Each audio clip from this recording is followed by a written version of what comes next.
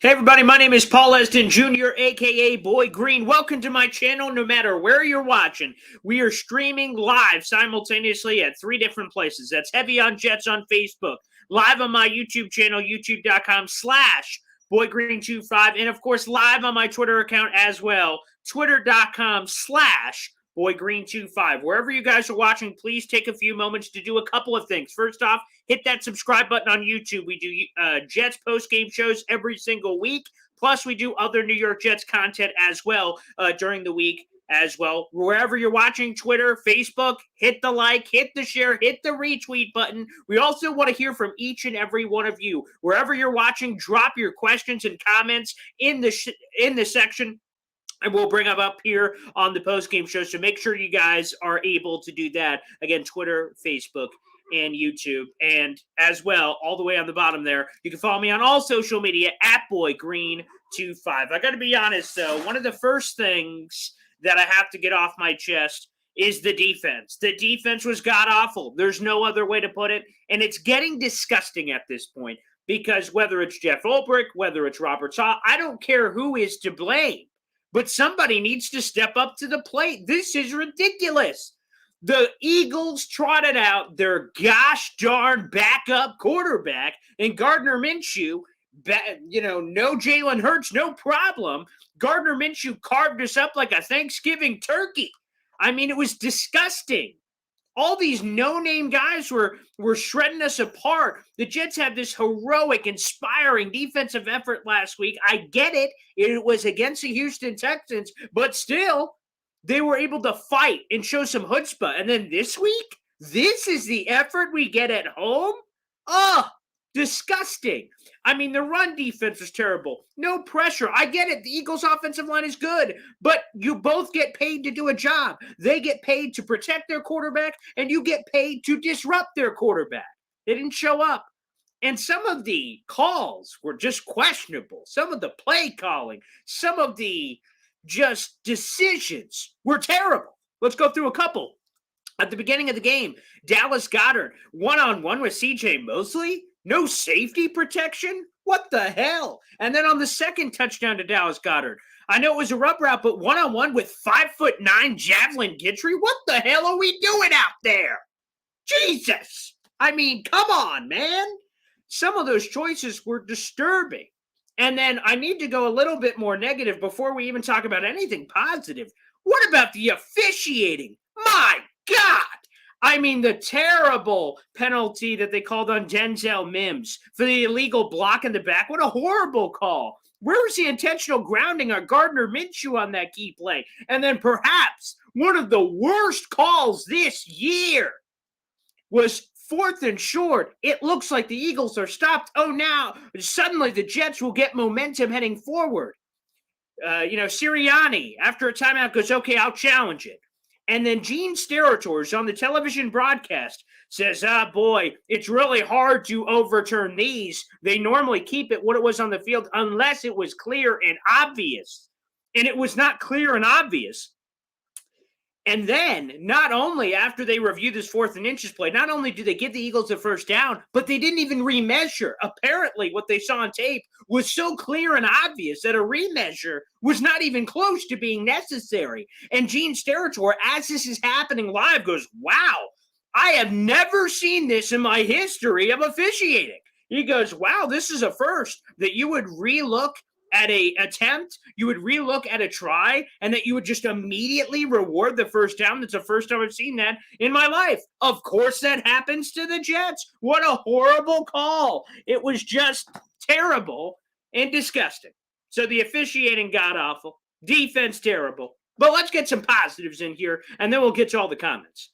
Zach Wilson had the best first half he's ever had in his history and career as a rookie quarterback. I loved what I saw from Zach Wilson. And it didn't include the sizzle or the splash of like the Tennessee Titans throws. We didn't quite get that. But what we got was decisiveness. We got some chutzpah, completing passes. Zach Wilson just moved the ball, and credit to Mike LaFleur as well, obviously, with a lot of the play calling. I thought Zach Wilson looked great in the first half. Now, the second half wasn't as great, but I think part of the factor we have to do in is the third quarter. the Philadelphia Eagles controlled the ball for 13 minutes and 50 seconds. The Jets controlled the ball for 70 seconds. 70 seconds. They didn't, get another first down in like a span of an hour and 45 minutes because obviously the Eagles got the ball to start the third quarter, and then the Jets at the end of the second quarter just couldn't get it back. Again, officiating, terrible defense, that combination made it impossible. So it's really hard for me to judge that second half for Zach Wilson because we really don't have much to judge. The third quarter barely existed, and then you have the fourth quarter, and it was just so much of that. But like I said, I like what I saw from Zach Wilson. There was a lot of progressions there. First half was fantastic. And it was really hard to judge in the second half. And also, he looked healthy. It didn't look like the knee was bothering him as much this week. Let's go to all the comments again, no matter where you're watching. First off, I want to thank you for watching. We do a live post-game stream every single week after the game. As soon as the game's over, we jump on live. So, guys, make sure you subscribe and make sure you show up every week. I love engaging with the fans. Number two, no matter where you're watching, show your support, likes, thumbs up, shares, retweets, and number one is subscribe on YouTube. Again, youtube.com/BoydGreen25. We are live simultaneously on Heavy on Jets, my Twitter account, and YouTube. Please show your support. I'd really appreciate that. But let's go through all the comments, wherever you guys are watching. All right, let's go to YouTube first. B2B, and a lot of numbers here, but we got a B2B. Let's pop this up on the screen. There we go. Zach Wilson definitely played better today. Got to give him that. He sure did. I thought he played exceptional. I thought he looked more comfortable. And obviously the knee injury is another factor. So I really thought he looked pretty great from that perspective. Again, first half was great, exceptional, red smoking hot. The second half less so. But again, I think you have to factor in a lot of the officiating there.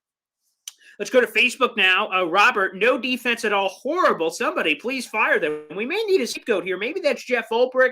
Maybe it's Saleh taking control of the play calls. I don't know. But something needs to happen. This is ridiculous. And the Eagles are not some crazy show-stopping, greatest show on turf offense. I know they're really good at running the football and not as much so passing the football. But still, a backup quarterback was in. He sliced you up, again, carved you up like a turkey. Let's go back to B2B, watching live from Ohio. Appreciate the support, my man. No matter where you guys are watching, we are digital, okay? Technology. So we are all over the place. Love that. And B2B, the Lions won. I just got to say, called it. Before the game, I do picks before the game, called that. So thank you, B2B. Exciting. That's awesome for the Lions. All right, let's go to Justin Jets here. Elijah Moore dropped 4 passes. Corey Davis, 1 drop. Crowder, 1 drop. Wide receiver, horrific. I will say Elijah Moore, in a good news, I love the orchestration of getting him the ball in a lot of creative ways. Love that. Elijah Moore had a lot of drops. There's no question. I thought it was a beautiful throw by Zach Wilson in one-on-one near the end zone with Darius Slay. I thought that was great. Hit him right in the hands. Great play by Slay there, but there's a lot of drops from Moore, no question. The Corey Davis drop, and I get it was 1 compared to however many Elijah Moore ended up with, but Corey Davis's drop was horrible. Zach Wilson, beautiful throw over the defender right in his mitts, and then he doesn't catch it. Like Corey Davis, the Jets paid you $37 million to catch the football. Just pathetic. So that one was terrible. So not great there, but I thought overall Elijah Moore showed a lot of pops, but some of the drops, not great. Let's go to Bob. The Jets are terrible. Been a fan since 1963, so at least you saw the Super Bowl. So there you go. That Super Bowl III, of course. Yeah, but the Jets did look terrible defensively, assuredly. But I will say the offensive fireworks was kind of nice on both sides. And again, I don't like seeing the Eagles score on our defense, but just 6 touchdowns, a level of excitement there, certainly if you're an offensive football fan. But I love seeing that from the Jets. 3 touchdowns. Very nice. Very nice. Let's go back to YouTube, B2B. Defense was horrible again. Is it the personnel or is it the scheme? Is it both? I mean, can we say that? Obviously, I think there's a personnel problem. Last offseason, the Jets said, we need to fix the offense. And they invested in free agency, guys like Corey Davis, obviously. And then what they also invested in is in the draft. The first 4 picks were all offense. You had Zach Wilson, you had Elijah Vera Tucker, you had Elijah Moore, and Michael Carter. The first 4 picks of the draft was offense. It was an offensive identity. Now, the Jets after the draft said, that was just kind of by coincidence with our grades. But I will say, I think it was a message. We need to fix the offense. Now, the message flips. I think heading into this offseason, it is defense. You have 4 picks that are going to be in the top 50. We'll do another update there in terms of where the picks stand. But I got to tell you, I think you've got to go defense. I'm looking edge rusher, Aiden Hutchinson, Kayvon Thibodeau could be in the conversation there as well. So I want to see edge rushers. I want to see linebacker, safety you're going to need, corner you're going to need. I mean, everywhere, every level of the defense. But I think it is both. But I think it's mostly personnel. I think the personnel sucks. There's a couple of pieces I like. Quinnen Williams, obviously, even though he was, he had a great explosion for the run game, but didn't really see him in the pass game. So it looked like the Eagles' offensive line was able to stymie him. I'll have to see the advanced metrics on that. But in terms of starters for next year on the defense, you got to love Quinnen Williams. C.J. Mosley, while he had a few lapses in pass coverage, he's been overall pretty good this year. So, those two guys off the top. I think Quincy Williams has shown a lot of pop as well. He's a guy. And Bryce Hall is the other one who made a couple of good plays in this game and some questionable calls. Again, we talked about officiating. So I think there are a couple of players on this team that I really like, but Javelin Guidry, yeah, boy. Michael Carter II gets hurt. But there's just a lot of no. So I think it's more so personnel, but I think it is a little bit of both too. I mean, they got to prove this scheme can work. And also you need to adapt the scheme to what you have. But they were ravaged with injuries. Carl Lawson, Vinny Curry, and so many others. But I think it is personnel. All right, back to William here. Just pathetic, no defense. Yeah, again, if the defense could have gotten some combination of stops, who knows how this game ultimately goes, but they never do. So Zach Wilson every time, hey, get a touchdown, get a touchdown, get a touchdown. Then they miss extra points. So let's just throw that out there. We haven't talked about that. Alex Kessman, the Jets still don't have a kicker. Late in game week, they made the switch. There was an open competition between Matt Amendola and Kessman. Amendola loses. He's released on Saturday night. Kessman is the new kicker, misses his first 2 extra points because why not? Of course he does. So that's pathetic. So no kicking either. So throw that on that as well. Let's go back to Justin Jets on YouTube. If Moore actually caught the pass that hit his hands, he would have had 180 yards receiving and 2 touchdowns. I will say, yeah, you have the other touchdown that was there. It was a little high by Zach Wilson, but he could have caught it. Could have been an easier throw, but he was open there. That was a drop. The big one by the end zone, mentioned that one. That one was a drop. So there was a couple of drops there where, again, it was right there. The one crossing over the field, Zach Wilson hits him. Again, was a little out of reach a little bit, but Moore's got to catch the ball. So, yeah, Moore could have had another big game. That was really a letdown, real big letdown there. But, again, I like the positive plays we certainly saw. It seems like he's a focal point of this offense, and that's great to see. Let's go to William. How do we manage to always find a worse kicker than we had? I'm going to be honest, William. If I had the answer to this question, I probably wouldn't be doing post-game shows here on YouTube. But I digress. It's pathetic. I think Jet Press on Twitter tweeted it out of all the terrible Jets kickers like looking at each other. Like they've had like a combination of like 7 in the last 2 years of Sam Ficken, Kari Vedvik, Amendola, Kessman. I mean, it's disgusting. How can we not find a kicker? And why did we cut Nick Folk in 2016? This guy's been electric for the Patriots this year. Jets, you had a good one. Why'd you let him go? Jason Myers, I can kind of get that one, a Pro Bowler, and you didn't want to pay crazy money, fine. But the Folk one to me is unacceptable. Unacceptable. And Mark, you're going to bring up one of my favorite lines in all of sports. You say this is why you never leave it to the refs. I'm a mixed martial arts fan. You never leave it in the hands of the judges. And what they mean by that is in a normal UFC fight, there are 3 rounds at 5 minutes apiece. And they say, if you want the win, go get it. Submit your opponent, TKO, KO, whatever it is. But they tell you, if you don't want it in the official's hands, then don't leave it. Never leave it in the judge's hands. So I use the MMA line here. We're going to complain about the officiating because I think there's some terrible calls.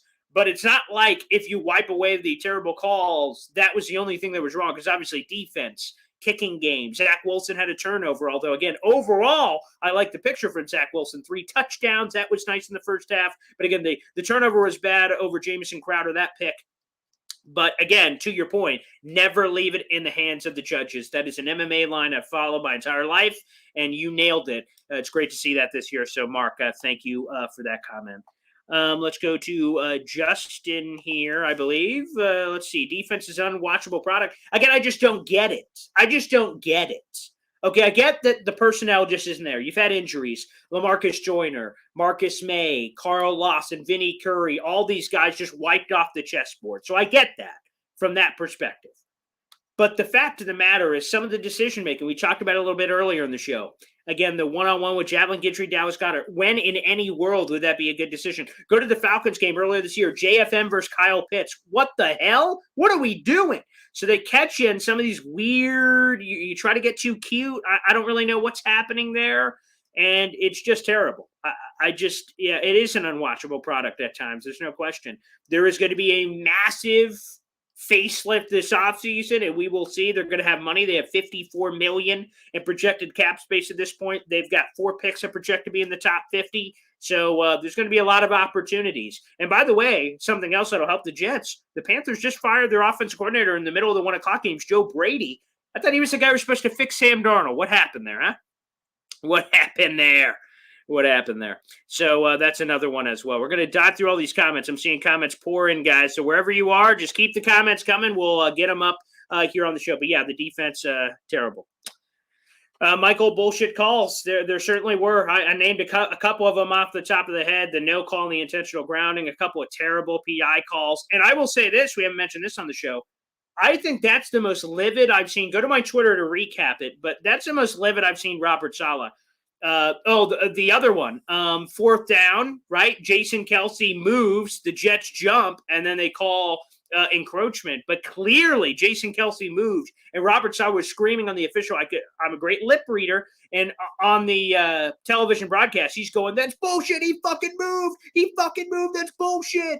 And the ref's like, no, he didn't. And then you look at the replay. Oh, boy, he moved. So there was a couple where Saleh's like, unbelievable, you bleep and kid me. He dropped so many F-bombs. I'll be interested to see the post-game presser after. But that was the most livid I've seen him in a game. He was ripping the officials. There was a lot of bad calls. How about them Lions? Yeah, shout out to all the Lions fans. I know we've had a lot of extra Lions fans because that Lions article I wrote this week about maybe trading for Jeff Okudah. But shout out to the Lions. Awesome. I'm happy for them. I actually predicted their win on a couple of different platforms. On my radio show, I pick NFL wins. And with my family, I pick NFL wins. Pick the Lions. So, yes, I nailed the Lions' first win. Excellent. All right, let's keep going here. Let's go to my good buddy Mitch. He tunes in every week. Whoa, a lot of message here. The D was miserable. Coordinator needs to go. I don't think a D lineman had a single tackle. On top of that, the officiating was horrible. Number 8 is the real deal. The offense was the offense in the second half. Oh, my God, that kicker was a horror show. I'm going to just move this as we're kind of addressing a couple of these because I can still see this behind the scenes. It might be Jeff Ulbrich may be the guy to go because I think Mike LaFleur's been fantastic. I love Mike LaFleur. So he's been great. He bounced back. Sal is going to give, I assume, Ulbrich an opportunity to bounce back. 5 more games to go. We will see. Or maybe Saleh just takes play calling duties from him.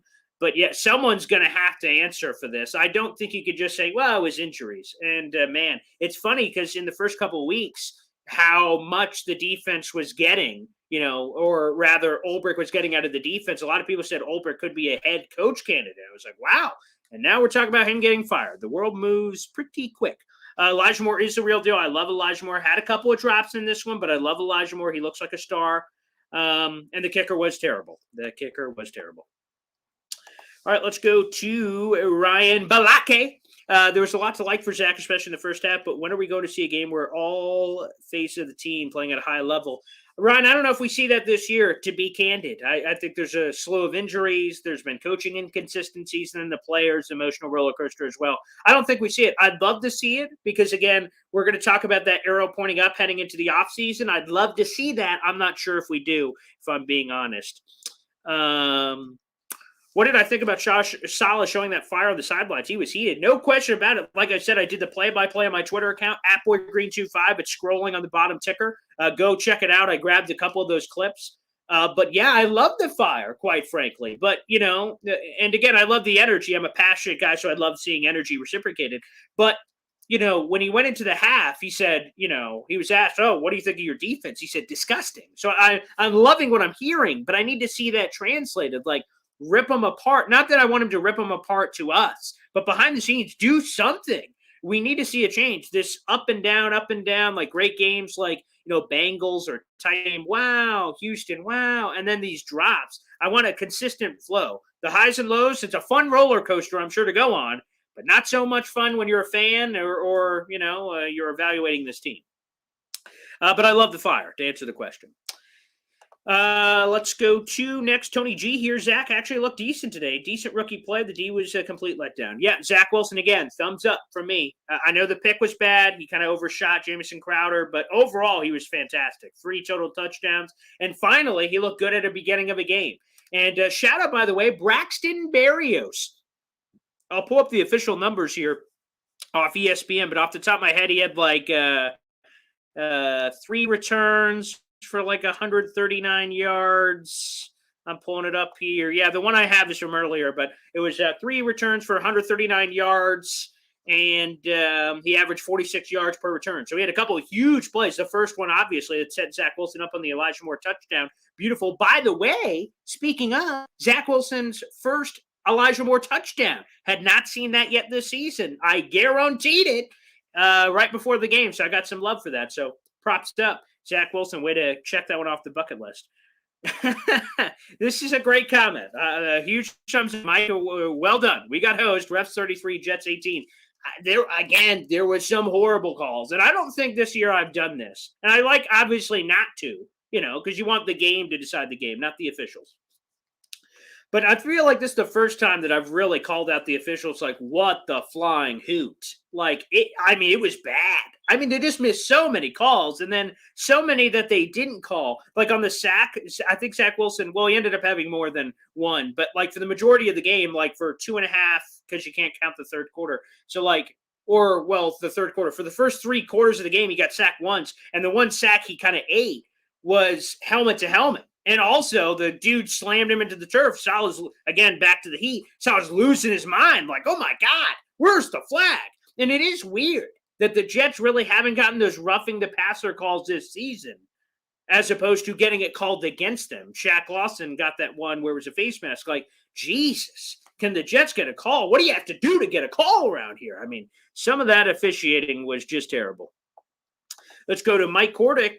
Zach looked great till the Jets got behind. The Jets defense can't stop anyone. If teams can score 30 on our D, that's a problem. Yeah, I will say that. The Jets got behind, even though they got the first touchdown, they traded like 3 times in a row, 6 straight touchdowns. Then the Jets had to have that punt, and then the Eagles kept scoring. But he was good. But I feel like, when you get to that fourth quarter, right?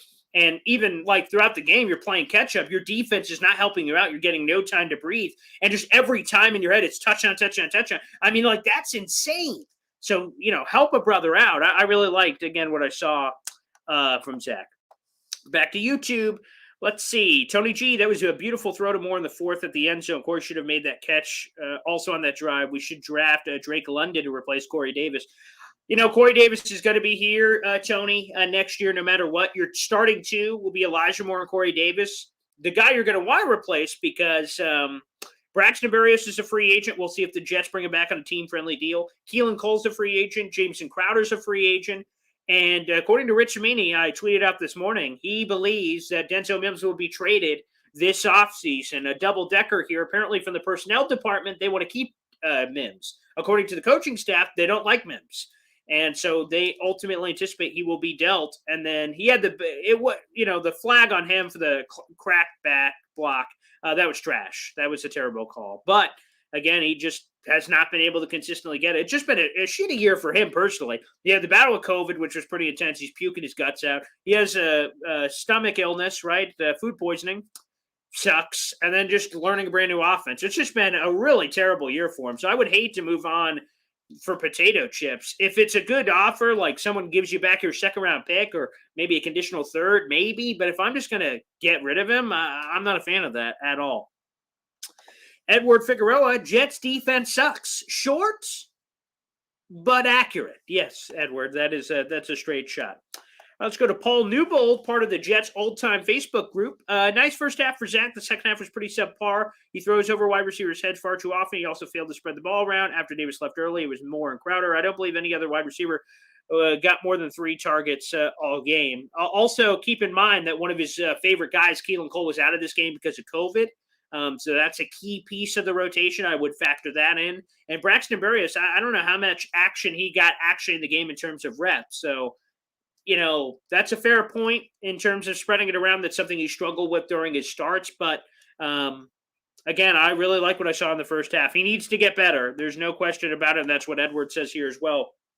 It wasn't perfect, but I really like what I saw in the first half. Again, I think it's building blocks, right? So he missed a month, came back last week, managed the game very well. They won the game, obviously, against Houston. And then this week, knee's not a problem, made some great progress in the first half, but it's about putting a complete game together. We have not seen it yet so far. So, some of you guys are going a little crazy on this, but I'll tell you.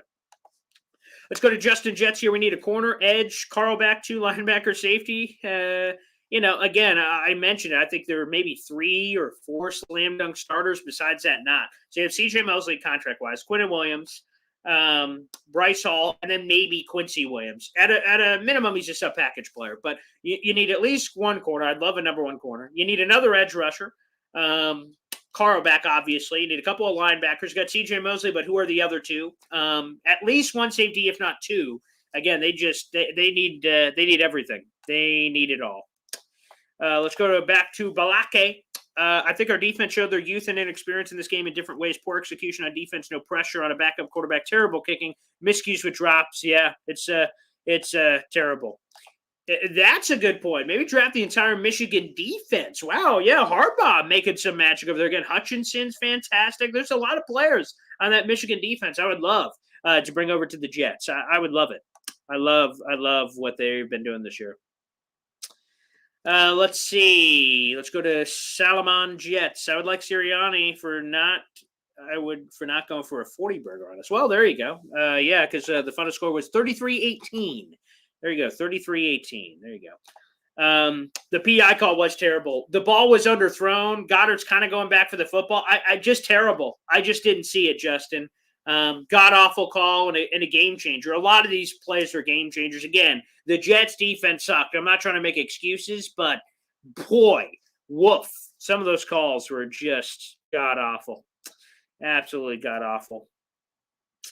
Let's go to Ryan. Do you think the new kicker will be cut by tomorrow? Also, how in the hell did he win the kicking competition over Amendola when he misses back-to-back BATs? I mean, first off, he very well could be. They could just say immediately move on instead of trying to stick with him. There's no way to bring Amendola back, I don't believe. But, man, I think they're going to keep churning that thing until they hit. But, yes, I think a lot of us were asking ourselves during the game, how in the hell did this guy win the competition? I don't know. Maybe Robert Saleh owed him a favor or something. I'm not sure.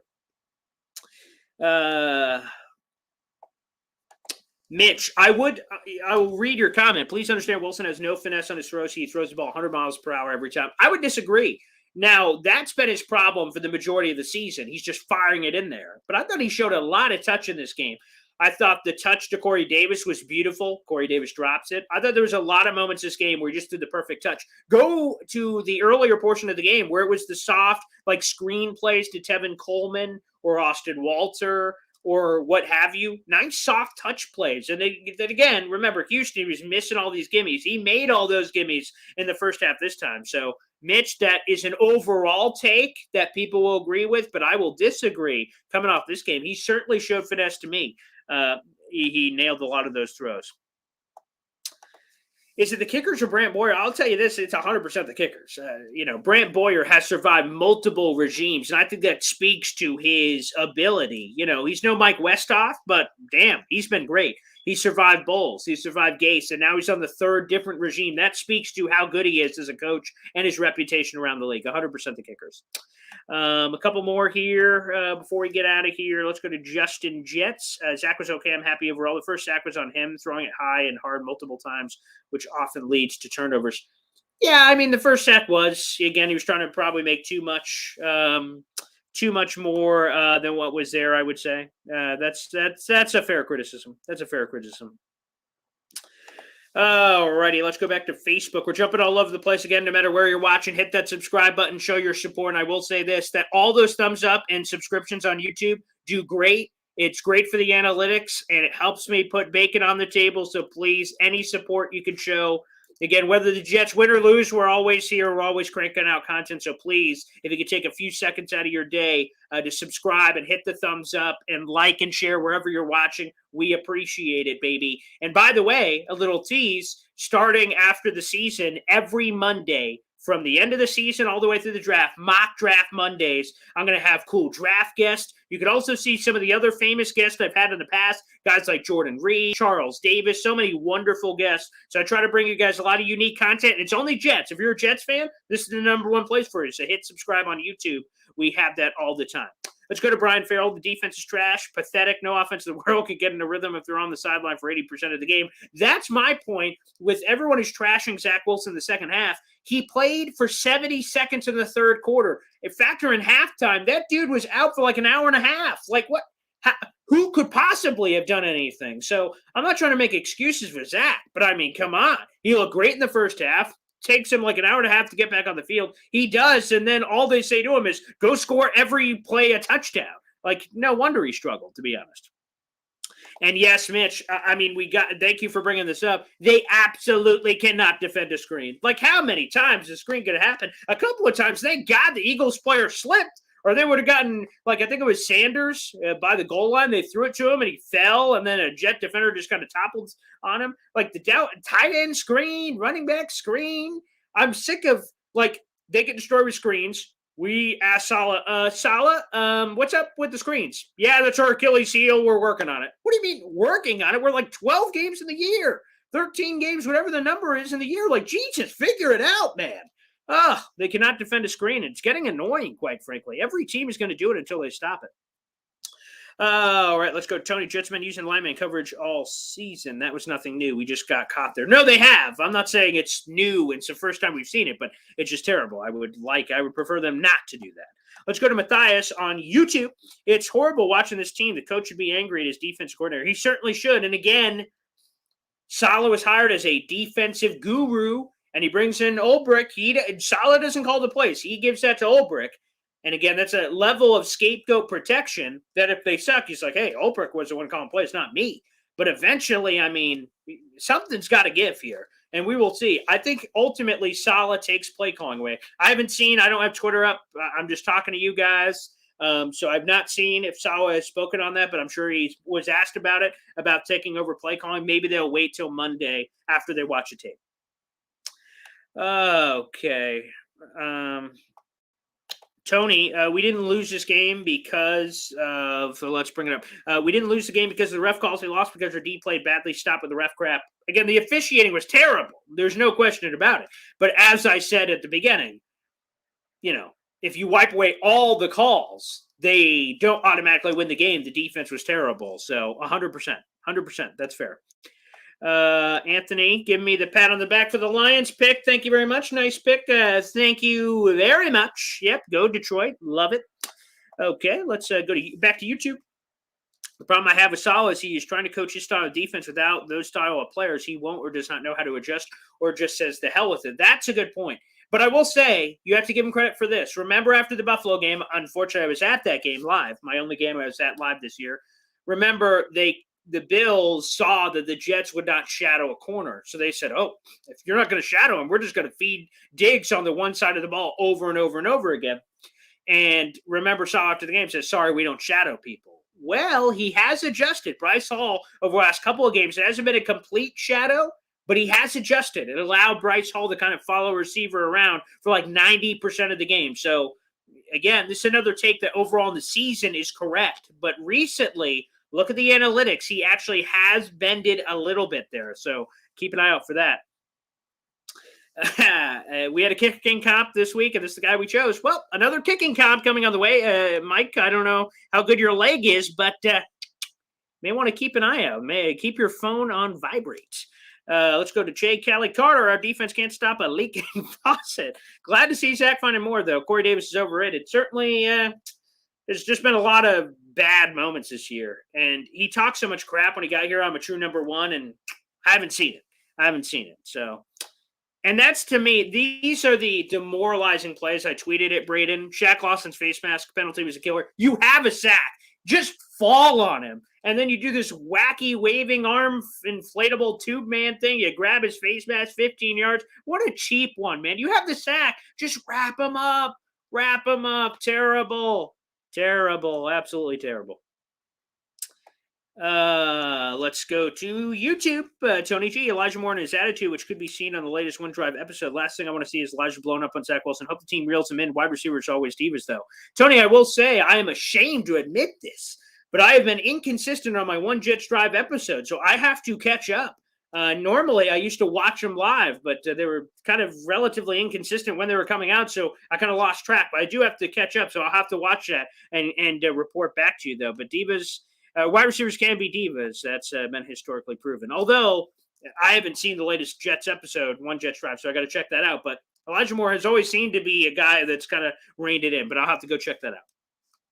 I wonder if that kicker made field goals in practice. He's a bum. He must have if he won the competition, I would say. Mike, trust me, the punter sucks too. Yeah, I didn't like I made an article this week, and there are man defenders out there. Braden Mann is the Jets punter. And I said, maybe the Jets should cut Mann. And I said that this week, a couple of days ago. People were like, what? The Mann's great. I'm like, what the hell? Where are all these man lovers here for Braden Mann? All these punter lovers. I had never seen a punting, kind of like a hierarchy club where they're like, Mann's the best. I'm like, okay. Things he didn't have on the bingo card. First off, a Minshew, Zach Wilson shootout, and apparently punter love with the Jets. But hey, that's interesting.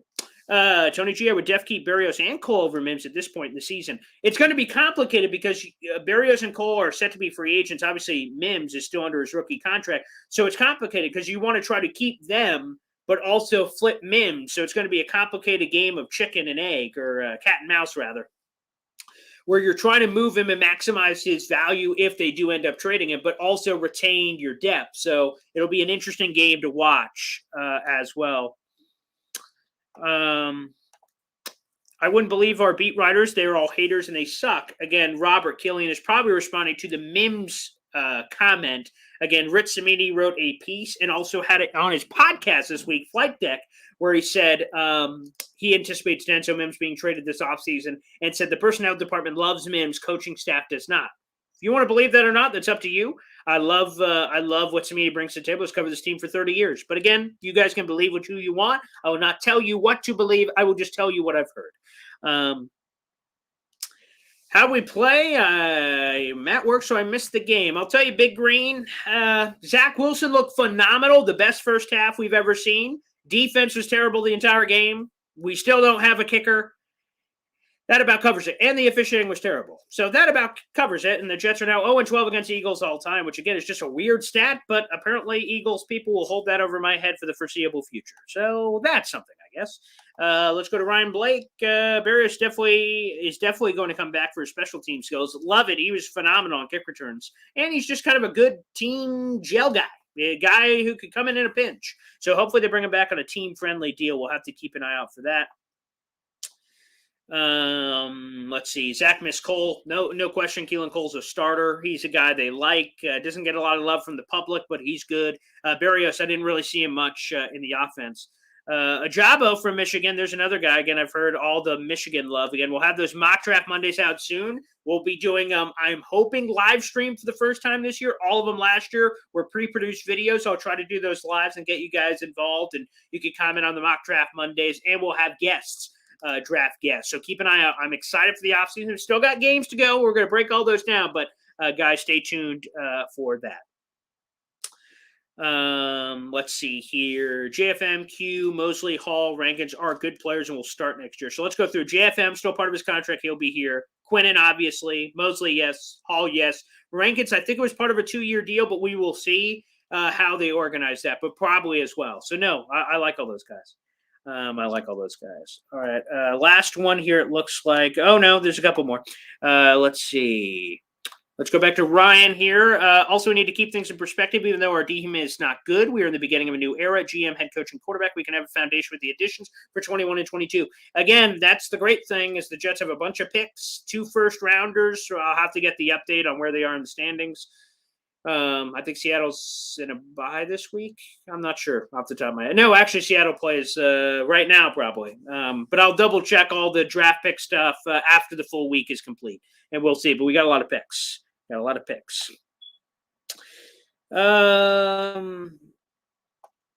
Tony, this is a thing that I was losing it on Twitter. The first game, Zach looks great in the first half. Phantom gets on him for a subpar second half play. laugh my fucking ass off. I'll tell you, so I'm on Twitter and I'm like, wow, great first half from Zach. And then as the second half is happening, stupid Zach Wilson fan, he sucks. I'm like, dude, what the? Did you watch the first half? I guess just some people hate Zach Wilson. Why? I don't know. What is the hate for Zach Wilson? He's got like a, that lovable face. I don't know. I don't know. I don't know what people have against Zach Wilson, but a lot of Zach Wilson haters out there. Again, people, he just made his 8th start. It's like closer to his 7th complete game after the injury. Like, Jesus, people. Let's give the guy a break, and he looked great in the first half. Let's go through a couple more here before we get out of here. Honestly, when the announcers stated that Mosley told them they never prepared for Minshew, I knew it was going to be a long day. Isn't that a bad look on the coaching staff given the Hurts injury? Yeah, let's address this. I noticed that during the game as well. So, again, all week long, the media brings up to Saleh saying, hey, it looks like Jalen Hurts could be out. And Saleh brushed it off, says, oh, I'm not buying that. We're preparing for Hurts. So Hurts doesn't end up playing. Minshew does. And then the broadcast group gets to speak to the Jets, and they have this unbelievable access. And apparently CJ Mosley told the broadcasting crew, whoa, we prepared 0 for Gardner Minshew. We only prepared for Jalen Hurts. And again, it raised my eyebrow where I went, first off, if that's true, why would you admit that? That seems like a weird thing to admit. I think I tweeted that out. I was like, that's odd. Also, poor planning on their part that they wouldn't split it up somewhat. I mean, Jalen Hurts' ankle is pretty hobbled. As we were getting through the week, I'm like, I don't think he's going to play. So, terrible. And then, once they said that, and then Minshew was carving him up, I'm like, oh boy, what a crappy excuse, though. I thought that was, I thought that was terrible. I didn't really, I just thought that was weird. It was a very weird comment.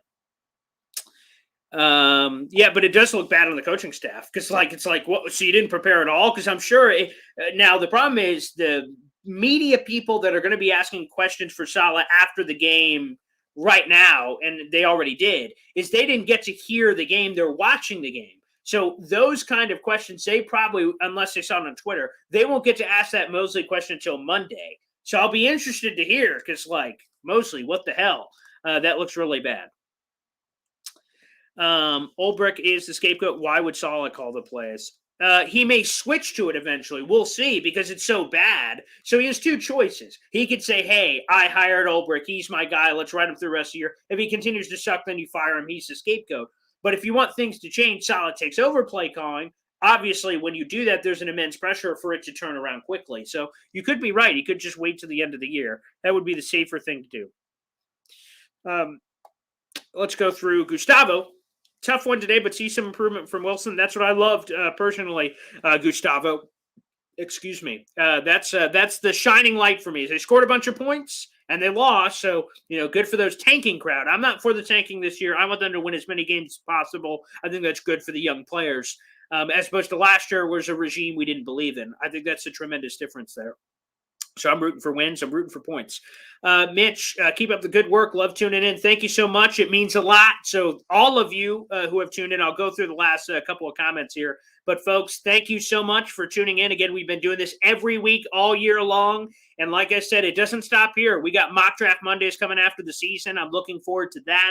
Cool guests joining us, post-game streams, other live streams. So, guys, make sure you show your support. Again, I'll give another shout-out. Wherever you're watching, thumbs up, subscribe, follow, retweet. All of those different interactions may seem somewhat meaningless to you, but every single one makes a difference, and I love engaging with you guys, the fans. The more you guys do that, the more people we can reach, the more money we can bring in to do more cool stuff. So, thank you so much, Mitch. That means the world, so thank you. And let's go to Robert Killian. Seattle plays 49ers. Yeah, that's what I thought. I made the picks earlier, but my brain's a little mush after the Jets game. Thank you for that, Robert.